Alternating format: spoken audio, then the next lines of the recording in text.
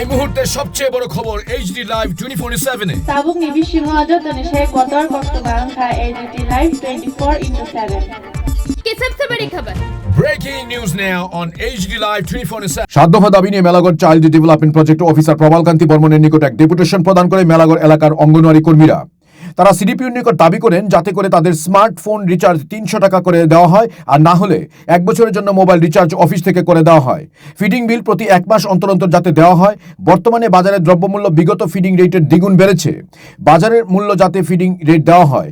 Contingency বিল এবং ড্রেসের শাড়ির টাকা যাতে দেওয়া হয়। সরকারি কর্মচারীদের মতো তাদেরকে ডিএ প্রদান করা হয়। প্রত্যেক অঙ্গনওয়াড়ি কেন্দ্রের জন্য 10,000 টাকা করে যাতে ফান্ড দেওয়া হয়।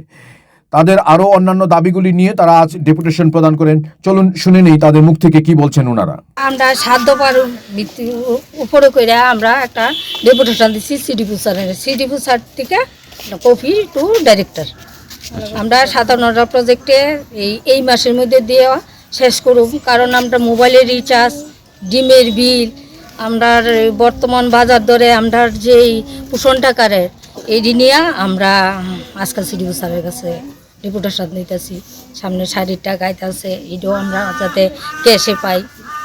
সিডিপি স্যার কইছে যে এটা ঠিক, আপনারা বৈধ যা আলোচনা করছেন যে মোবাইলের রিচার্জ ঠিক আছে 100-150 টাকা 180 টাকা করে মোবাইলের রিচার্জ হয় না, এটা ঠিক আছে, এটা আমরাও কথা কমু। আর আমরা সামনের দিকে চাইতেছি মোবাইল রিচার্জটা অফিস বাবদে যাতে ডাইরেক্টর স্যার বাবদে যাতে আমরা রিচার্জ করে দেয়। পুরানো বাজেটটা নিয়ে আমরা এখনো চলছে, নতুন কোনো বাজেট এখনো হয়নি। যেমন মোবাইলের বিলটা 180 টাকা বলছেন, বর্তমানে মোবাইলের বিল আমরা প্রায় এই বছর ইয়ারলি সারা ভারতবর্ষে শুনছি যে ডাইরেক্টর ম্যাডাম আমরা বলছে যে 2,000 টাকা দেবে। তো এর মধ্যে 900 টাকা আমরা মোবাইলে বিভিন্ন প্রজেক্টে ঢুকছে, কিন্তু 900 টাকা দিছে আর 1100 টাকা দেবে। আমরা সারা ভারতবর্ষে 2,000 টাকা তো আমরা রিচার্জটা হয় না। এই সময় আমরা রিচার্জ করতে গেলে 350 টাকা করে লাগে।